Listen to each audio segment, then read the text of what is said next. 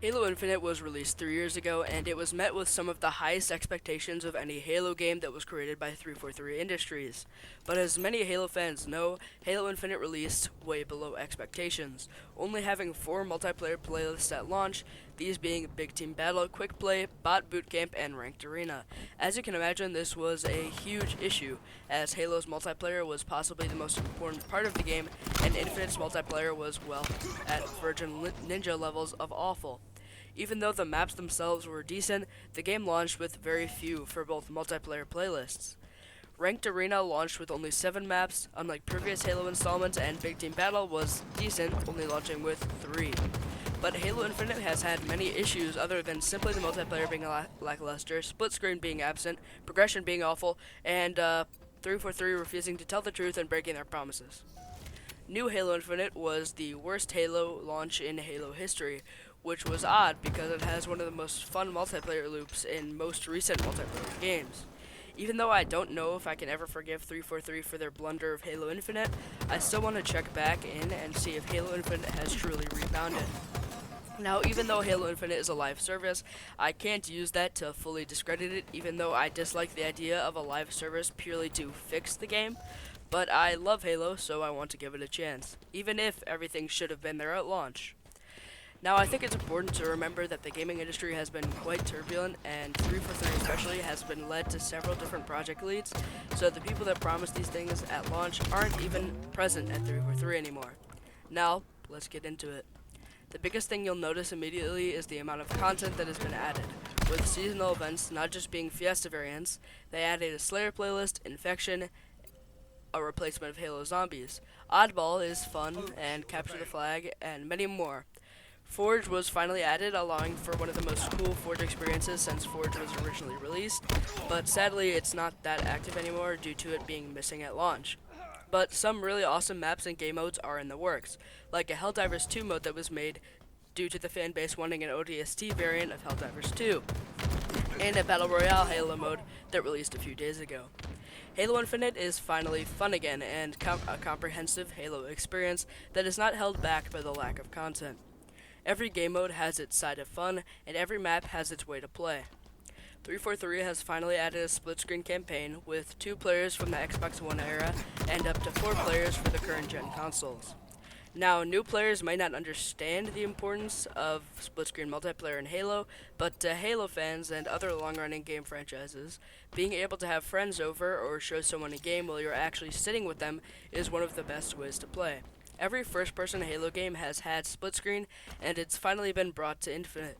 One of the most important parts of Halo has always been player interaction, from Halo 2 and 3's multiplayer lobbies to just sitting down with your friends and family to play the game we all know and love. I know that for me, my biggest gripe with Infinite still is that it didn't feel like a Halo game. Bungie used to release games fairly quickly after one another, and it was always finished at launch. This is not just an issue with 343, but an issue with the wider gaming industry. The comfort of being able to update and patch has made developers extremely lazy. A lot of old games never had this opportunity, but most of the gems from the pre-concurrent update era are almost perfect, and any issues they had are fun and enjoyable. Infinite was awful at launch, and if Bungie had released a game like that, they wouldn't have had as many chances as 343. At launch, Infinite's progression system was abhorrent, ranked was terrible, and there was no reach-style permanent progression. But recently they have added ranks and military rank progression alongside the battle pass, finally adding that satisfaction that so many shooters have. And combined with the fun of the multiplayer, Halo Infinite has finally rebounded. Though we must know that there is nothing that can be done to repair the fans that have left, Infinite's player base tanked almost immediately after people realized that 343 had shorted us again. Though you can't actually get anything from the military rank system, only the battle pass, which carries over through seasons, can give you new cosmetics.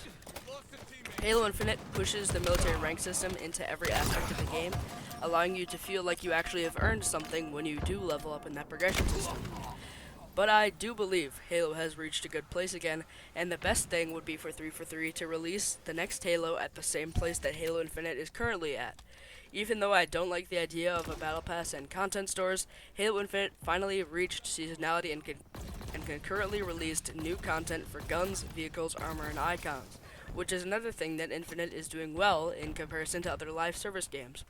They created good-looking content to style up your Spartan, and most of the content that has been added is pretty good and related to the Halo universe. 343 is finally not afraid to use Bungie's ideas in modern Halo, adding maps to squad battles from Halo CE 2 and 3. These maps were all created using Forge and are the perfect example of these old maps that not only use your nostalgia, but are also phenomenally designed maps. And with just how well Infinite's combat and movement works, every map is suitable.